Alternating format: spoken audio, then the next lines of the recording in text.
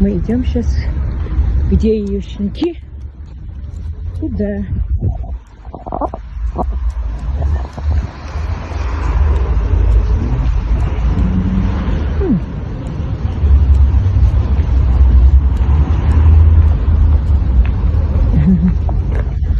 Вот наши щеночки. Здравствуйте, друзья! Сегодня у нас с вами долгожданный ролик о счастливчиках. Сразу хочу сказать, что все пристроенные за пару месяцев не поместятся в одном ролике, и продолжение будет. А пока начнем рассказ с Лики. Эта девчушка со своими 2 щенками приехала ко мне из Дагестана 2 года назад в сентябре. Каждый день их жизни висел на волоске. Жили в центре городка, гоняли, шпиняли, а мамочка каждый день уходила за пропитанием щенкам. И неизвестно было, вернется живой или нет. Была создана до меня там какая-то группа помощи, но помощи не оказали, только охали и что-то выясняли. Тогда подключилась я. Молча нашла перевозчика и забрала их в Москву. Щенки пристраивались около года, тоже было нелегко. А вот мамочка почти 2 года прожила на передержке здесь, в Москве. Передержка очень хвалила ее, и расставания были очень трогательными и душевными. Ведь они многое пережили вместе. Она жила дома, в самом доме, и играла вместе с детьми. Когда были перевязки и контроль за ней, они очень сдружились. Да, спасибо. Молодец. Один выпустил, то что за лапку поглажки дают. Теперь все. Куда ты лезешь? Дай лапку. Что случилось? Да, молодец. Это напоследок она тебе решила приятное сделать, лапку начать давай, да? Ну а теперь Лика пристроена, живет в Европе. Ее ждала семья, готовилась. Она полноценный член их семьи. Ее любят, и все у нее хорошо. 2 ее деток тоже живут в семьях в Европе. О них я вам рассказывала ранее.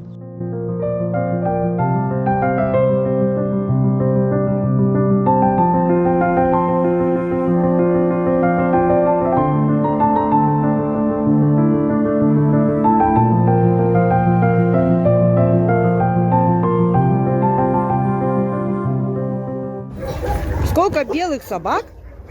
Ой, сколько белых собак. Ой, бородатик. Теперь, друзья, несколько слов о Баффи. Осень 2022 года. ППЖ. Тогда там было все по-другому. И вольеры открытые, и было видно, кто сидит в них, кого отловили. И вот один вольер привлек внимание большим количеством белых красивых собак. Нет, они не были дружны между собой, периодически грызлись, и видеть это было страшно. Дружно и синхронно они только висли на решетках и так тоскливо смотрели на человека, а потом снова что-то выясняли, ругались. Тогда из этого вольера я забрала штук 8, и белых, и серых. Были же времена. Могла. Через месяц ППЖ закрылся на карантин. Много тогда уничтожили за закрытыми дверями ППЖ. Мороз, голод, отсутствие волонтеров и минимального контроля – все было в помощь властителям жестокости и руководству ППЖ. Ну а выжили только те, кто был забран волонтерами до этого карантина. Вот такая предыстория белой, одной из забранных мной собачуль из этого вольера по имени Баффи. А привлекла она к себе внимание тем, что, находясь в такой тяжелой обстановке, пыталась все дать лапу то рабочему, то другому рабочему, хотя они не просили. Мне показалось, что она просит забрать ее отсюда любыми путями. «Только забери, день ото дня», она просила, но дни проходили, и никто не забирал. В общем, через какое-то время я забирала оттуда уже нескольких. Итак, в Москве 2,5 года. Быстро время пролетело. Она прожила у нас на передержке. И только сейчас, уехав на пристройство в Эстонию, нашли ей там семью. В течение месяца. Это ее семья. Они долго искали, и они нашли нашу Баффи. А грумер сделал свое дело и сделал из нее окончательно красотку. Все счастливы, а я-то как? Спасибо девочкам, что помогают находить семьи, что берут хоть по одной собаке на пристройство. Спасибо им большое.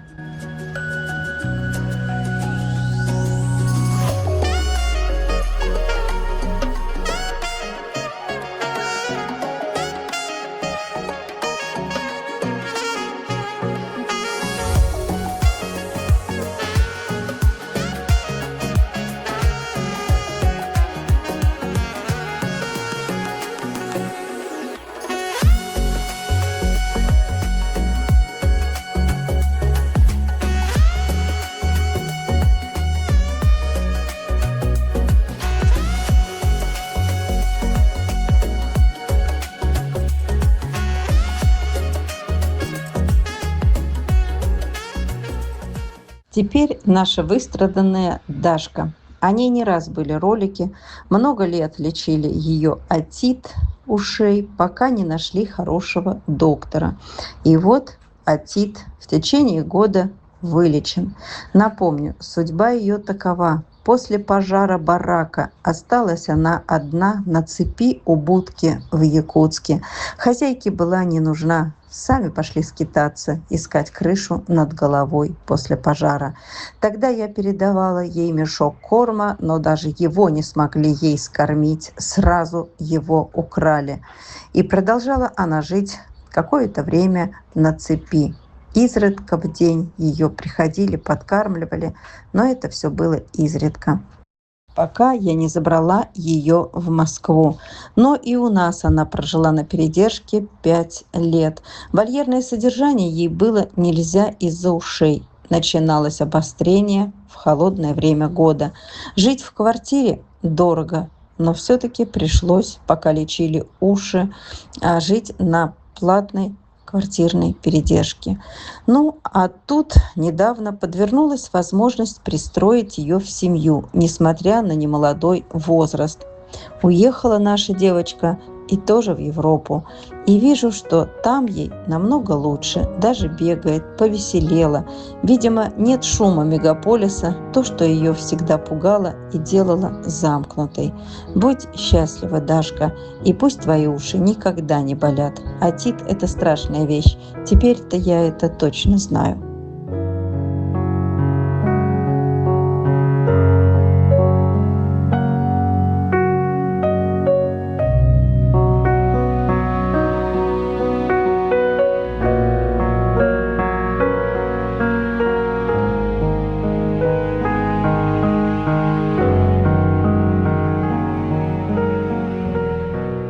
Девчушка Нелли, о ней не было роликов. Забрала я ее из Нальчика в январе этого года.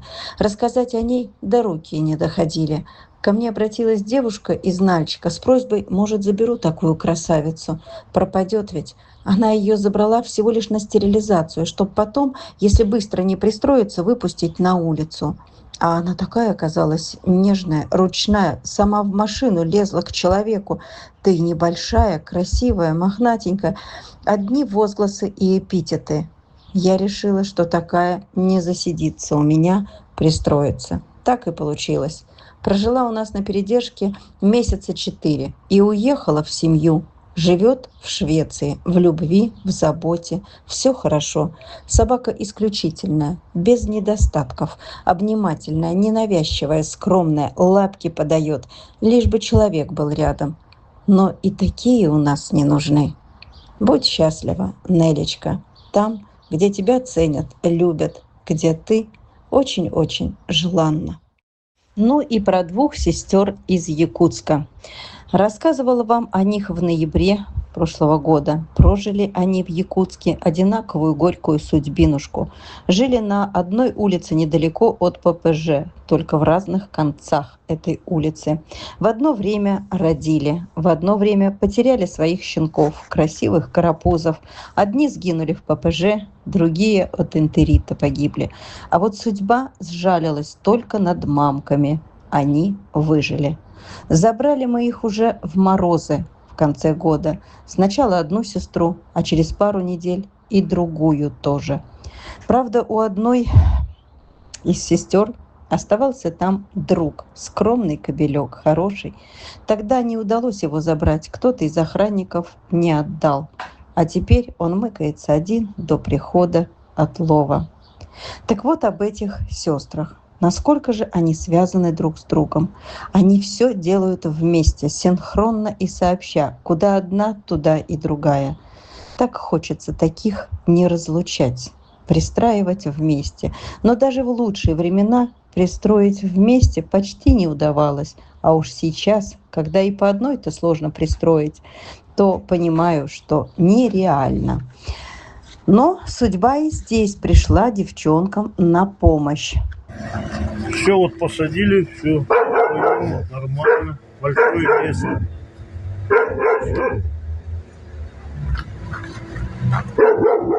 Их двоих сразу согласилась взять, приютить Ольга из Удмуртии. Она вошла в их положение, сжалилась и пригласила двоих. Выходим, здороваемся. Спим, да, спим мы сегодня. Ой, как мы спим хорошо. Выходим. Пошли общаться, пошли. Пошлите фотографироваться. Ой, спать хочешь? Спать хочешь, да. Вчера трудный день был, да? Трудный был вчера день.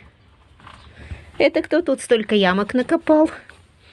Это кто у нас тут столько ямок накопал?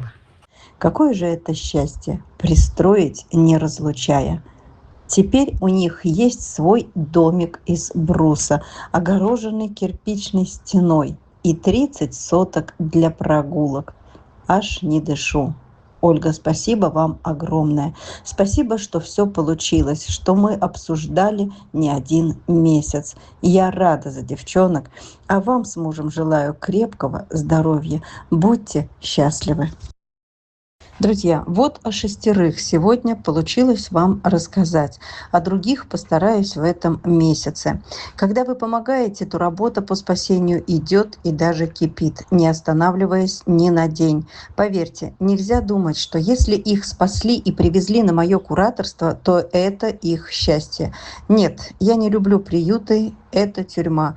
Я не люблю скопища собак, где большие передержки. Там нет радости и покоя. Собаки должны жить в семьях. Только тогда можно выдохнуть и назвать спасение завершенным. Но для этого надо трудиться в поте лица, быть знакомой примерно со всем миром, стучаться во все двери, уметь договариваться, много терпения и немало денег уходит на это все. А все это содержание и ожидание долгих месяцев, пока куратор найдет выход для каждой из собак. Но человеческий фактор тоже никто не отменял. И здесь тоже существует немало препонов. Пока вы с нами, мы стараемся. Без помощи вашей им не выжить. Помогайте, друзья.